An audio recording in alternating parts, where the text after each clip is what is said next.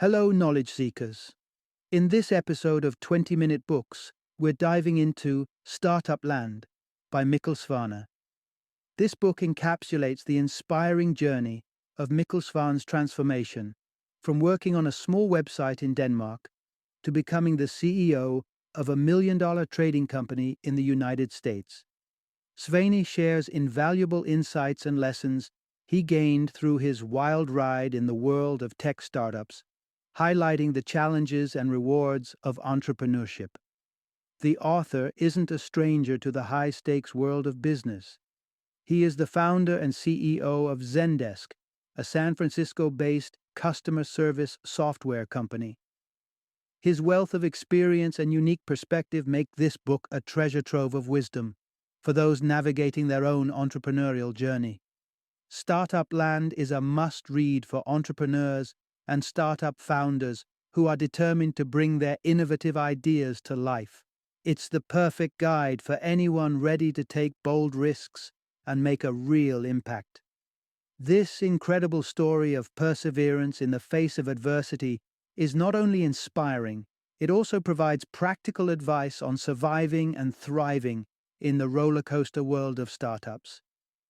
So, buckle up and let's get started with Startupland, an enlightening exploration of one man's journey from a small startup to a global sensation. This is not just a book about business, but a testament to the power of dreams, resilience, and relentless determination.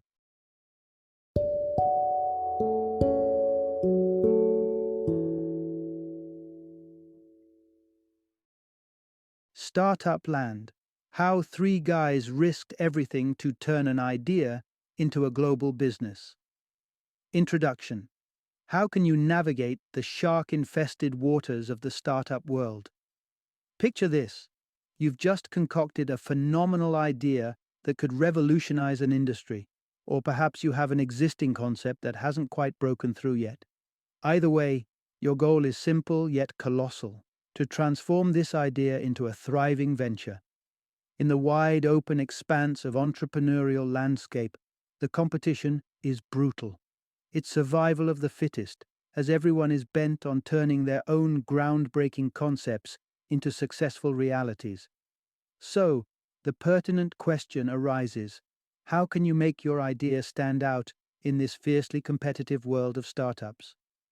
The answer lies in gleaning wisdom from those who have been there, done that. The author of this book takes you through his own journey of founding and fostering his successful company, Zendesk.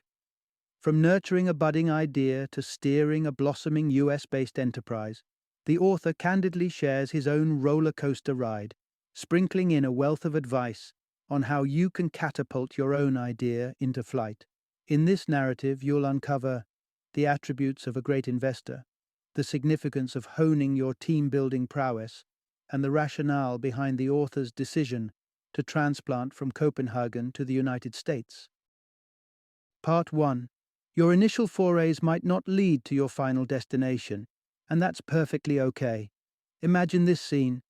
Christopher Columbus triumphantly returns from his voyage to the Americas, only to face scoffs from some of his contemporaries who claimed any ordinary Spaniard could have discovered the New World simply by sailing westward. To debunk their argument, Columbus posed a simple challenge. He placed a hard-boiled egg on a table and asked them to make it stand upright.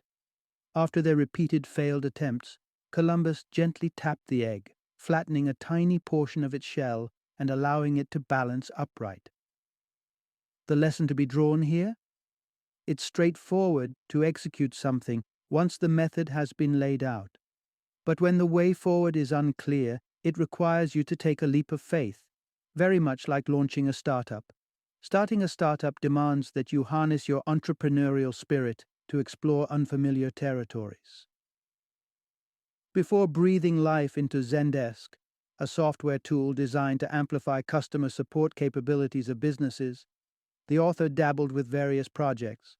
His first entrepreneurial adventure involved generating 3D illusions from 2D patterns using a software tool. He single-handedly managed every aspect of the business, from receiving customer orders to shipping out discs. His next venture centered around a website creation tool which, unfortunately, did not survive the dot-com crash of 2001, teaching him his first lesson in failure. One of the essential realizations in founding a startup is that not all captivating ideas are necessarily the best ones. Initially, the concept behind Zendesk was met with skepticism. The idea of a business dedicated to enhancing help desks and customer support didn't stir much excitement. Even Alex Agassipur, who would eventually become one of Zendesk's key players, initially dismissed it as mind-numbingly dull. Yet Zendesk, much like many startups, demonstrates that an idea which might not seem thrilling at first glance can evolve into a highly appealing proposition when executed skillfully. Consider Dropbox, for instance. The act of sharing files isn't inherently exhilarating, but Dropbox has managed to make this commonplace task simple, engaging, and even socially captivating. Part 2. Be discerning when picking your investors. Let's draw an analogy. If you were a youngster in a playground seeking some quick cash, you probably wouldn't turn to the school bully. They might lend you the money, but they'll surely demand it back with a hefty interest. The realm of startups isn't too different. Not all investors make for good financial partners. Regrettably, fledgling startups often face limited choices when scouting for their initial investments. As you're starting, you'll encounter a slew of investors who are primarily self-interested. The optimal choice for your startup, albeit a tough one, is to decline such offers and persevere for a while longer. The author, too, grappled with this dilemma when he was setting up Zendesk. The initial angel investor, who evinced interest in his venture, incessantly demanded an unreasonable amount of information and materials. Eventually, it dawned on the author that this was a scheme to exert pressure on the young team. The investor was well aware of their urgent need for capital and aimed to wrestle greater negotiating power by prolonging the investment decision and soliciting more paperwork. So, where should you turn for investment? Sometimes, the most reliable investors are those within your closest circle, your friends and family. When Zendesk found itself cash-strapped, the founders appealed to their friends and families for investment. Word spread from their colleagues to the latter's bosses, leading to one individual investing as much as $30,000. But requesting financial support from your friends and family can be challenging. The author suggests setting modest expectations, refraining from allowing investors too much influence, and bracing yourself for potential disappointments. You may even lose a few friendships. However, even if you've already amassed adequate funding, don't hastily dismiss a prospective investor. After securing sufficient funds for their business, the founders of Zendesk were approached by another potential angel investor. Instead of turning him away, they welcomed his investment. This allowed them to pursue their growth aspirations even more aggressively and also added an experienced financial collaborator to their team. Part 3. Selecting a fantastic team and battling to keep it intact is key. Think back to your school days. Did you engage in team sports during physical education classes? Which teammate added the most fun to the experience? Was it the star player who scored all the goals single-handedly, or the one who made an effort to involve everyone and ensure a good time for all? Unsurprisingly, it was the latter. Startups function along similar lines. Those possessing the knack for building and nurturing teams often turn out to be the most successful entrepreneurs. However, maintaining the cohesion of the team is seldom a walk in the park. During the early stages of Zendesk, its 3 founding members faced a stiff challenge. Given that they were working pro bono, their focus on the project often wavered as they battled to support their families with limited financial resources. It required a formidable commitment to stick with Zendesk, as opposed to opting for safer, more financially secure pursuits. The author managed to keep the team intact by offering one of the founders a modest salary, even when the company's coffers were virtually empty. He recognized that preserving unity was critical, even if it meant risking financial insolvency. However, achieving consensus within a team can prove difficult, particularly in precarious situations. Zendesk hit a rough patch when the need to secure substantial funding led the founders to sell company shares. This effectively reduced the founding members to a minority among the stakeholders, a difficult pill to swallow. The newfound board members even wielded the power to dismiss the founders, should they choose to. Amid such tension, the author once lost his cool. Unable to convince his two partners to accept the transition, he lost his temper during a meeting, eventually storming out. What followed was an uncomfortable silence for a few days. Eventually, though, things started to mellow down. The team members gradually acknowledged that securing major funding was their only viable path forward. Part 4. The United States stands tall as a startup haven. Phrases like "fake it till you make it" or "winners never quit," quintessentially American, might initially irk outsiders. American optimism can appear overly ambitious, yet it has played a significant role in fostering an exceptional startup environment. Succeeding with a startup calls for a firm belief in the potential of risk-taking. Consider this. Virtually all major internet-based businesses, and the internet itself, took root in the United States. Compare that with Denmark, which during the early 90s had but a solitary internet provider with exorbitant dial-up rates. American cities, San Francisco being a prime example, adopted the internet far sooner and displayed immediate enthusiasm. San Francisco dwellers were leveraging the internet for communication, advertising, and food delivery, while most Europeans were yet to familiarize themselves with email.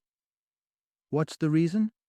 The United States tends to attract a wealth of innovators and high-profile investors. Naturally, it was the optimal location for the Zendesk team to scout for their first investors, given the burgeoning American startup scene. Following the launch of Zendesk, the author attended a TechCrunch summer party in San Francisco.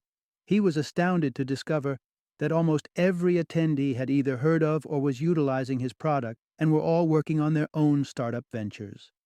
The author felt more in sync with this community than with the comparatively conservative startup scene back in Copenhagen. Hence, it didn't come as a shock to the Zendesk founders when their initial major deal necessitated the company's relocation to the United States. When they reluctantly accepted venture capital funding, the offer came with a stipulation. Zendesk had to shift base to Boston, home to the venture capital firm. Though Boston wasn't their first choice, the author managed to persuade the team to make the move. Part 5. Your startup venture will invariably affect your family life. Entrepreneurs frequently find themselves engrossed in their professional commitments. Their daily work schedule can often extend beyond 12 hours, and even their off-duty moments are dominated by work-related contemplations. This lifestyle can pose significant challenges for their families. One critical aspect is the financial risk associated with a startup. The author personally experienced this during the establishment of Zendesk. He found himself deep in credit card debt and even dipped into his retirement savings. Additionally, he was personally accountable for a $50,000 loan. He was perilously close to bankruptcy, standing just 2 weeks away unless additional funding was secured. In an attempt to shield his partner, Mie, from stress, the author chose not to divulge the complete extent of these issues.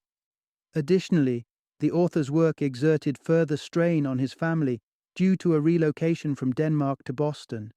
Their arrival in Boston was marked by an unwelcome surprise: a broken air conditioner in the midst of summer. The family was forced to spend 2 months clad in their underwear as they navigated their new home. The ordeal didn't end with the move to Boston. Before long, another relocation was on the cards, this time from Boston to San Francisco. The move to the West Coast was triggered by a fresh $6 million investment deal with Benchmark, a San Francisco-based company. The family had to face the tumult of an abrupt move. During one of their initial days in the new home, their children accidentally locked everyone out of the bathroom. Mie was ill, and the author was engaged in a 2-hour battle to unlock the door before rushing off to work. As you venture into your startup journey, Be prepared for chaotic episodes like these to become part and parcel of life. Part 6. The knack of adaptability and flexibility can guide you in hiring the right employees. Anyone who has sifted through a stack of 80 resumes, all penned in the same arcane verbiage, knows the challenge of identifying the ideal candidate. Interviews can sometimes further compound the dilemma, with interviewees succumbing to nerves and either undersharing or oversharing information. Imagine navigating this process in a foreign country. This is precisely the situation the Zendesk founders found themselves in after their move to Boston, an experience that offered valuable insights. The Zendesk team quickly discerned a stark contrast in how Americans and Danes conduct themselves during job interviews. The Nordic style, which the team was accustomed to, places a premium on humility. Flaunting one's abilities or suggesting superiority over others is frowned upon in Scandinavia.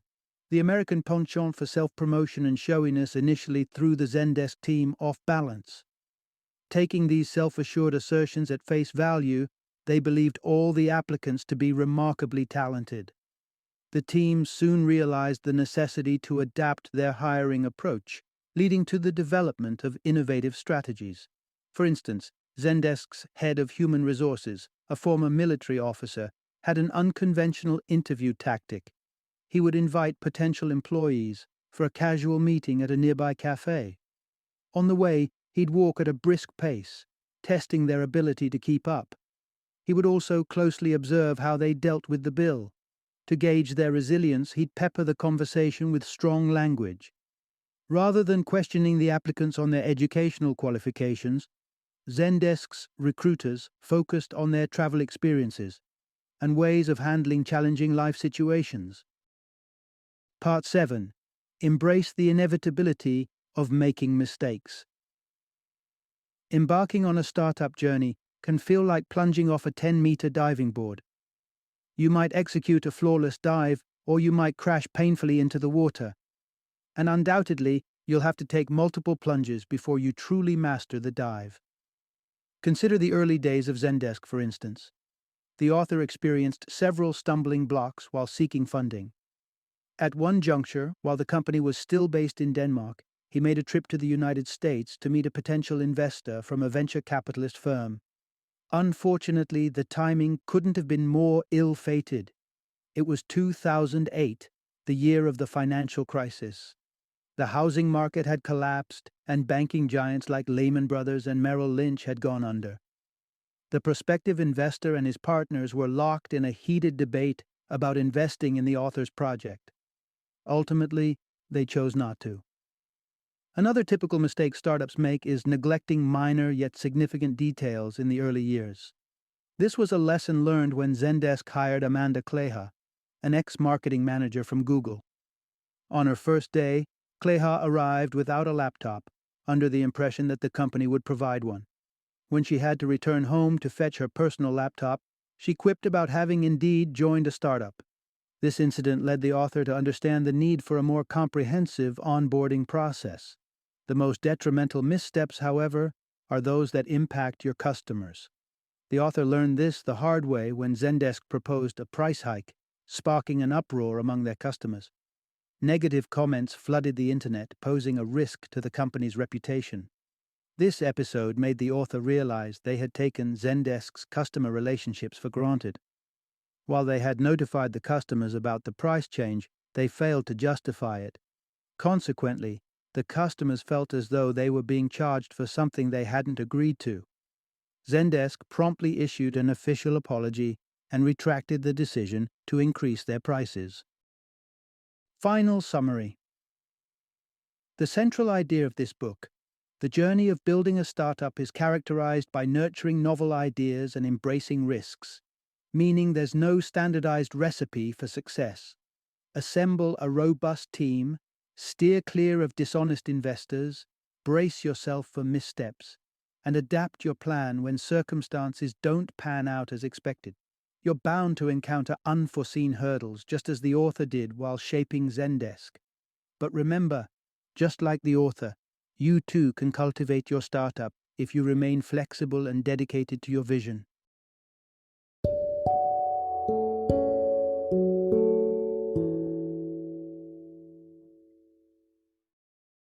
Thank you for joining me today on this journey of learning and discovery as we explored the insights of another thought-provoking book in our growing library of knowledge.